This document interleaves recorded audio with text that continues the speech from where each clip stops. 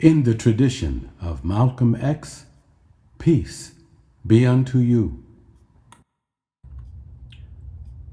Any moment now, any day, we may witness, or depending upon where you are, you may experience the use of thermonuclear weapons, this time on the nation of Iran, because for the last 46 years, it has realized to a great extent self-determination in a post-colonial world.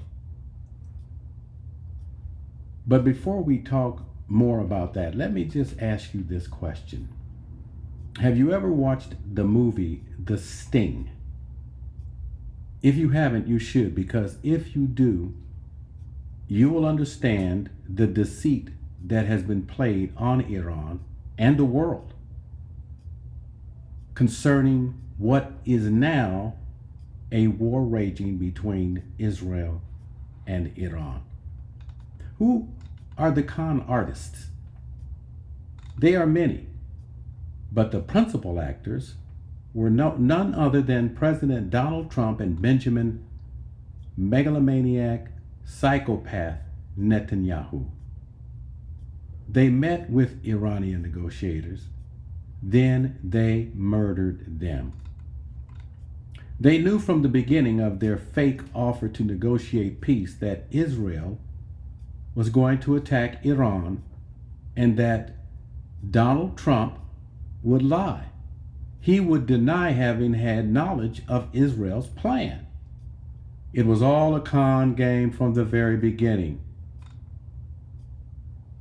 It was thought by that the tension caused by their lies would serve as leverage, which could be used to pressure Iran to sign a contract written by them in Iran's blood. And if not, the United States would have to get involved in a war against Iran on the side of Israel. It was an act of pure gangsterism. And finally, their mainstream media would twist the facts for public consumption, making the public believe that all the violence is Iran's fault. All the deaths to Iranian citizens, well, it's the fault of their government. The truth is, it was going to happen because Netanyahu, Donald Trump, the Zionist government of Israel had planned it and were going to carry out an effort to implement it anyway. Their acting has been played as if from a Hollywood script. And that's why I referred you to the movie The Sting. The invitation to Iran to negotiate a nuclear agreement was an act. Iran was the mark who would be persuaded to extend trust to Donald Trump. The con artists knew Iran did not want to go to war. Why would they? They are a member of BRICS. They are trying to construct an economy that is supportive of its people, despite all the sanctions that have been put on it by the United States since 1979. Trump knew that Iran wanted to make an agreement with their dignity intact. Of course, all the players in Qatar were operating a rigged system for Donald Trump, a facade to trick Iran out of its sovereignty, its wealth, and its national soul, to humiliate Iran, to beat Iran down. Meeting after meeting, Iran was subjected to intimidation, threats of violence, and then a sweetener to cajole Iran into signing a contract again with their blood. It was a gangster con being played on them. Now, if you are younger than 60 years old, you probably have no knowledge of what occurred 46 years ago. 46 years ago, in 1979, the nation of the Islamic Republic of Iran was born. It was born in revolution against the tyranny of a king that had allowed Western nations to exploit the resources of its people and to exploit the people too. Immediately, the United States imposed economic sanctions on Iran as soon as King Reza Pahlavi and his regime fled the country, most of them to the United States. The United States froze over $30 billion of Iranian money in U.S. banks and then put an embargo on imports into their nation in order to undermine the new government's efforts to build a foundation upon which to construct a new nation. Their purpose was to abort the Islamic Revolution and to restore neo-colonial control over Iran's resources. Now, some people think, oh, why do they want to have a theocracy? Why do they want to have Muslims? Well, they are a nation of Muslims. And let me say this.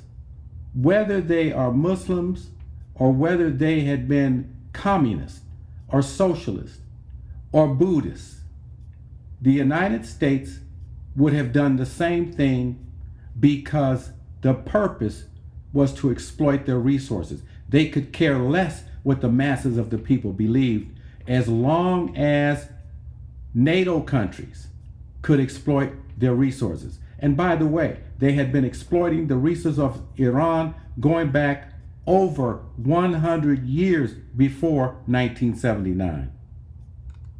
That's the truth.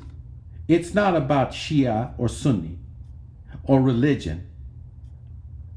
Mossadegh was not a Muslim, and they executed a coup d'etat against him and undermined the government that he had established and reinstated Reza Pahlavi as king. Muslim governments, leaders, except for Yasser Arafat, throughout the world stood by and did nothing to support Iran. I know, I was there. Ironically, many of those same Muslim nations have since been destroyed by NATO, the nations that make up NATO, and Israel. Then, assassinations and acts of espionage began in Iran almost immediately. I remember in 1980, an auditorium with approximately 300 plus people was blown up. They were all killed. All of those in attendance were first, second, and third tier leaders of Iran at a time when they were struggling to write their constitution and to name their new nation. They decided to name their new nation the Islamic Republic of Iran. They formalized their new constitution. It defined a theocratic democracy to be its political structure. It was the only democracy in the Islamic world.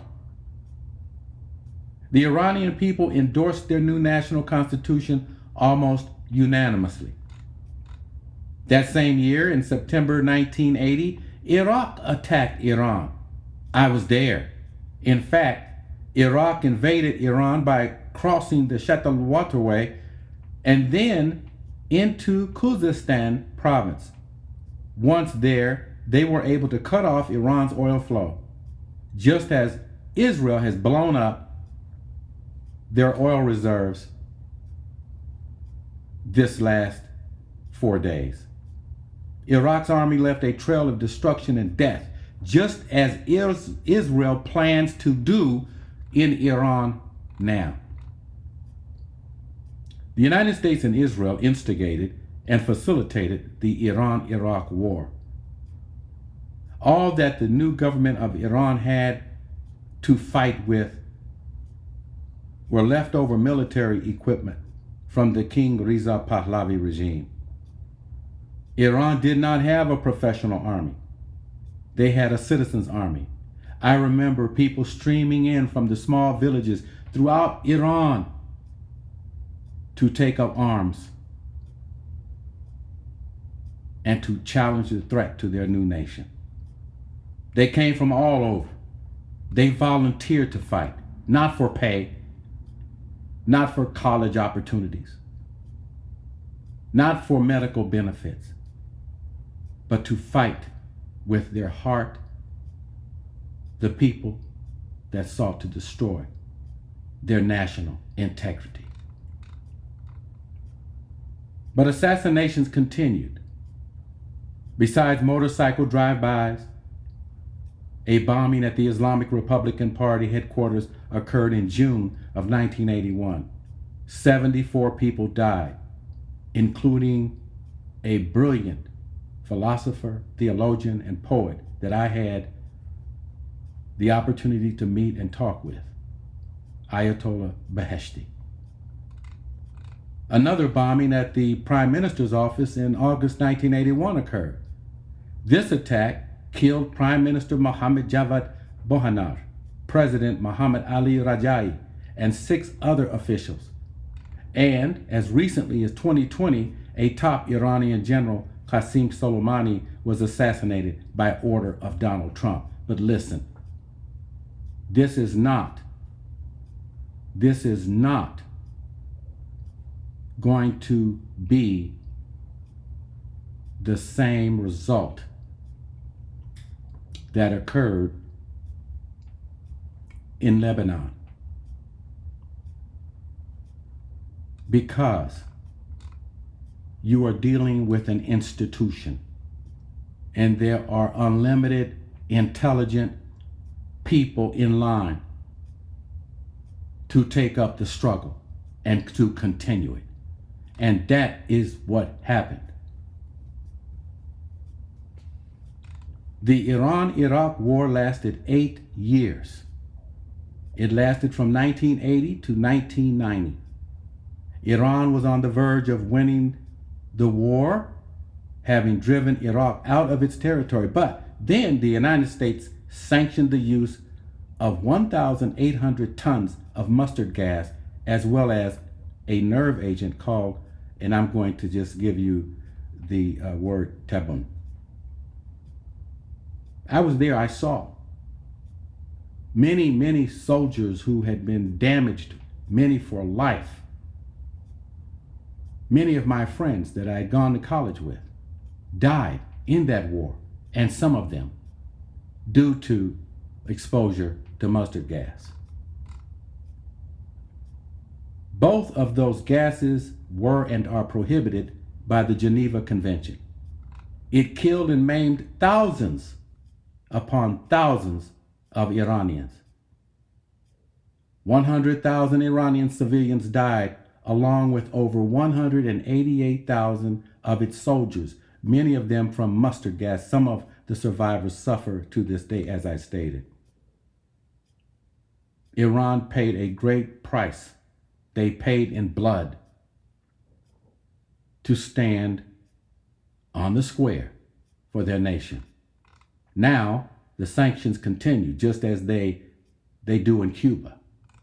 The purpose has not changed.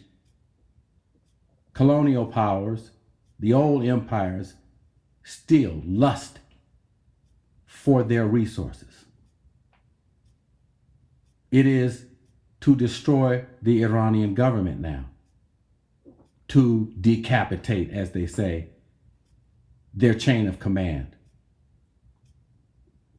It is to do regime change and to control Iranian resources, just as the French were busy doing in West Africa. It's the same pattern, the same methodology. It is to also cut off China's oil supply, to damage its economy, because the United States and Western Europe cannot compete economically in the so-called open market, because China is more competent and they have greater intelligence working in their many markets to promote the interest of their nation. without aggression, without attacks against other nations, but simply by doing business. By doing business in such a way that everybody benefits. Everybody gets to satisfy their interest proportionately.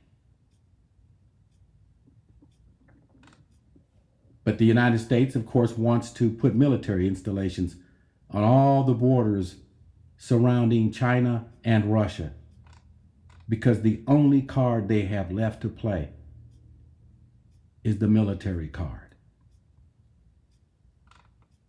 On June 13th, Israel attacked with jets and missiles. It attacked Iran.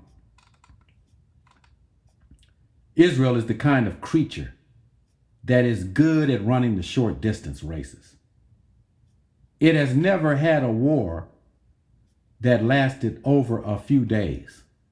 It is most adept at murdering, torturing babies, women, old men, as we all see daily happening in Gaza.